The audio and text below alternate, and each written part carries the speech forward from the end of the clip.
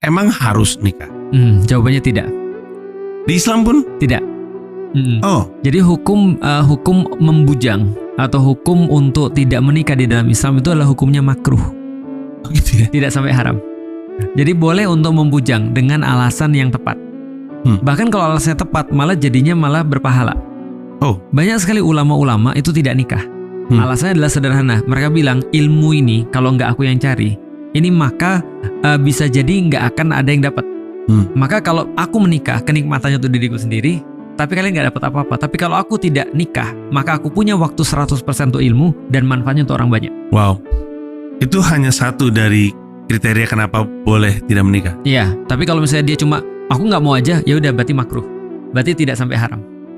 Saya agak terkejut. Saya pikir kita diwajibkan untuk menikah. Nggak diwajibkan. Di Islam ada banyak tokoh-tokoh yang nggak menikah. Banyak. Karena kan saya dengarnya menikah semua sih kayaknya. Imam Nawawi nggak menikah. Imam Nawawi itu setauku keren banget tuh, tapi nggak menikah. Dan banyak banget ulama-ulama juga yang memilih tidak menikah. Dengan argumen yang sama tadi. Dengan argumen yang sama, nyari ilmu. Argumen apa yang membuat jadi benar bukan makruh?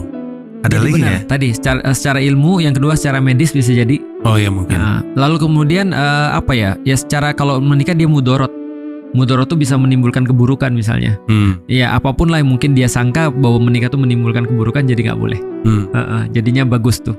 Jadi kita tidak diwajibkan untuk beranak pinak sebenarnya? Nggak diwajibkan. Soalnya kan gue sedikit tahu. Ya. Ada di Al-Quran ayat yang menyatakan bahwa kita semua diciptakan berpasangan. Betul. Tapi kalau misalkan ternyata tidak menikah itu nggak apa-apa atau minimalnya makruh, Ya. kan nggak ketemu.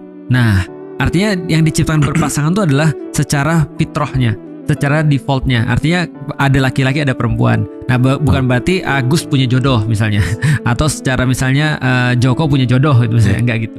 Oh, oke. Nah, oke. Jadi sebenarnya kita nggak apa-apa nih untuk laki dan perempuan. Betul. Dan juga sebenarnya gini, yang Rasul minta itu adalah agar kita sunnahnya adalah beranak pinak banyak. Itu memang Rasul minta, karena Rasul bilang gini, aku nanti di hari kiamat akan berbangga dengan umatku yang banyak, kata Rasulullah. Karena Rasul tahu bahwa saya kuantitas itu penting. Zaman sekarang contoh ya, kalau kita bicara tentang sains ya, ada namanya fertility rate. Dan katanya kalau sudah di bawah 1,6 itu there is no going back. Dalam peradaban. Artinya kayak Jepang itu ya, itu no going back tuh. Artinya kalau kayak gini ya, ada fertility rate 2 ya, berarti satu laki bini atau suami istri punya anak 2. Di sini ada satu laki bini punya anak 2. Berarti generasi pertama 4 karena bapak ibu. Generasi kedua 4 juga. Berarti kan bertahan ya. Nah,